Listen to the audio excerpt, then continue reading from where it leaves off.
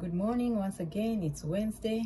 It's Dorcas here with our lesson 6, and today being Wednesday we are doing lesson 4, and lesson 4 is about a covenant by sacrifice. This is an interesting study that we are going to be having today because it's something sometimes that people are not sure about, and sometimes we think we're doing the right thing and we're actually not doing the right thing. So, of course, it asks us that in view of the shortness of time before us, what should each consider in managing personal finances? And we go back to Haggai, where the Lord tells us that the silver is His and the gold is His. But the what it's addressing here is about what we have now and the means that we have now and how we are using them. Are we using them wisely? Are we blessing others? Are we able to give these means for the mission work? Or are we keeping this money and waiting and putting it down as a will and saying, when I die, then this money can go into the work of the Lord? Yet the Lord wants us to do it now when we have it and when we are alive. And so it brings a very interesting thought here, and it says, dying legacies are a miserable substitute for living benevolence. The servants of God should be making their wills every day in good works and liberal offering to God. Because what it had said earlier was that some close their ears to the calls made for money to be used in sending missionaries to foreign countries and in publishing the truth and scattering it like autumn leaves all over the world. Such excuse their covetousness by informing you that they have made arrangements to be charitable at death. So what really we are being told is we are supposed to be charitable now, not at our death. So we don't keep what we have to the time when we die.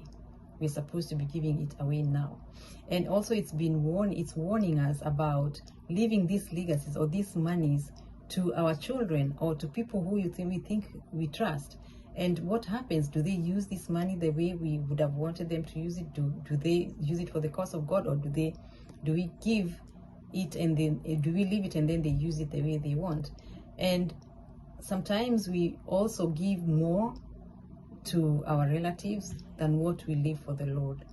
So it's really something to really think about when we are thinking about what we have and the plans that we have in terms of our wills and where we want them, where we want it to go. And we see in the warning here in Matthew 10 verse 37, Matthew 10 verse 37 is telling us,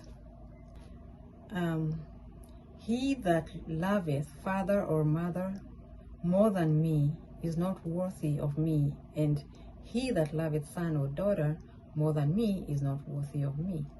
So if we are having all these means and we leave them to our children, we leave them to our parents, or we give more to our parents than we give back to the Lord, then we are not worthy of Him.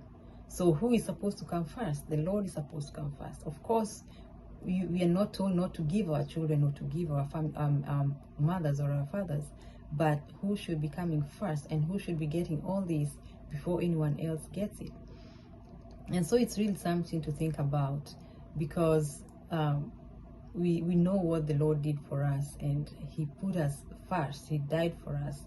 And so let's think about this as we have all these means, and even as we are doing our wills. Are we doing our wills for the time when we die, or can we be able to say, you know what, I have property worth, I don't know, 1 million, and I would like it sold now so that I can go and do this kind of work today, not when I die, today. Because when you die, you have no control over it. You don't know what's going to happen when you die. Are they going to use it the way you want them to use it?